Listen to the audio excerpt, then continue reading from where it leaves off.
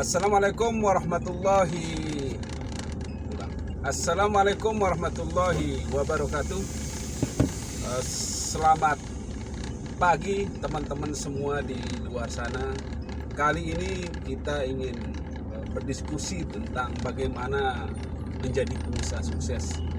Ya, kali ini saya bersama pengusaha sukses, pengusaha yang mengawal hidupnya dari nol, mengawal kesengsaraan hidup. Yang kali ini saya mencoba mewawancarai beliau, mengutip seperti apa sih sebenarnya menjadi orang sukses ini.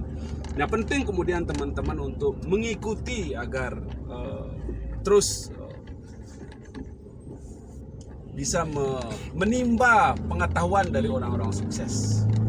Nah, nama beliau adalah Bung Sapriyadi.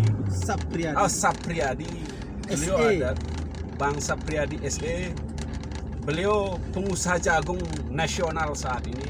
Hampir ratusan ton dikelola di pasar, diproduksi setiap hari. Nah, menjadi pengusaha sukses, gimana sih trik-triknya dari awal? Beliau juga sempat melanang buanang, sempat tangis darah untuk menjadi orang sukses. Nah, seperti apa sih sebenarnya tip-tip menjadi orang sukses ini, Bang Sapriyadi? Ini perlu diberikan tip-tip bagi teman-teman yang di luar sana. Sejarah hidup ya, masa dulu mulai dari bagaimana proses, biar menjadi motivasi. Prosesnya seperti apa ya? Seperti apa, coba kita langsung saja kepada Bang Sapriyadi. Terima kasih Bung ya. Jadi kalau kita mengulas balik tentang perjalanan hidup, jadi sekarang baru kita sadar setiap ujian yang kita hadapi di masa lampau itu akan menjadi modal kita di masa yang akan datang. Jadi banyak orang yang mengalami kepahitan hidup di masa lalunya, kemudian di masa selanjutnya itu kepahitan itu dijadikan sebagai modal sehingga bisa merubah kondisinya dari yang kurang baik menjadi lebih baik. Ya, saya dengar memang Bapak sengsara sekali hidupnya dulu itu. Saya dari SD, kelas 2 SD sudah ditinggalkan sama Bapak.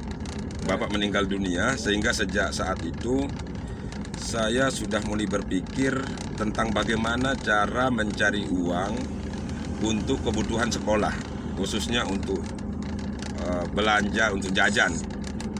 Nah, jadi di tengah-tengah kondisi ekonomi yang sangat sulit, di mana ibu tidak bisa bekerja saat itu, jadi saya saat kelas 2 SD itu sambilan jualan es sama permen. Nah, kalau kita kelas 2 SD biasa kan kita harus nunggu kelas 1 pulang dulu baru kita masuk kelas.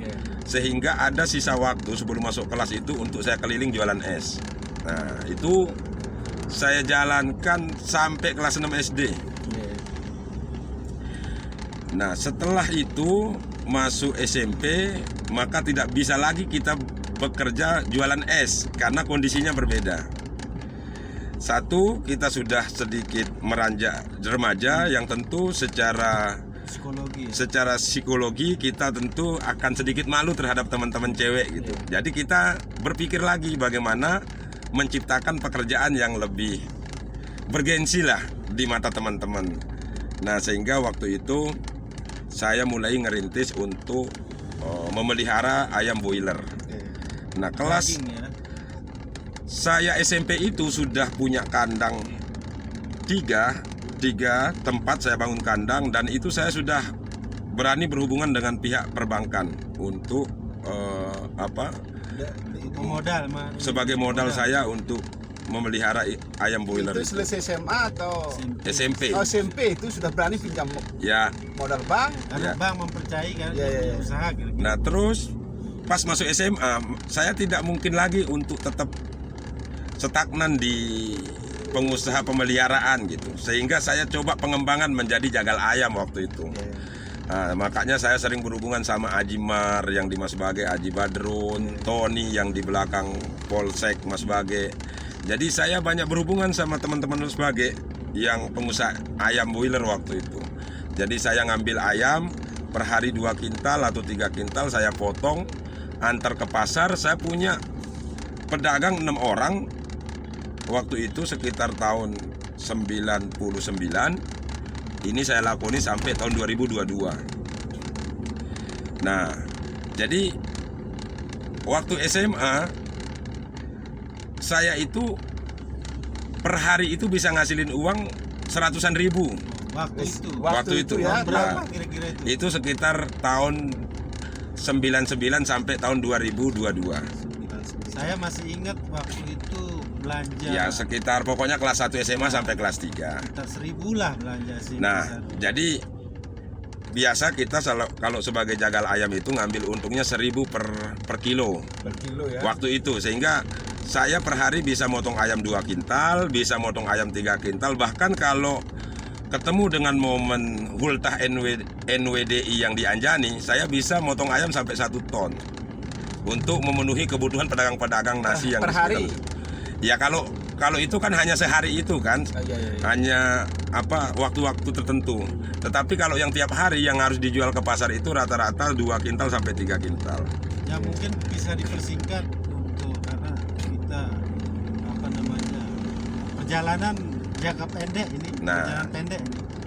Coba dipersingkat aja dulu. Nah terus pas kuliah, Nah, jadi melihara ayam, jadi jagal ayamnya setinggalin. Saya buka counter, saya buka kios, dan karena saya mikir sambil jualan kios kita bisa sambil belajar gitu. Nah setelah itu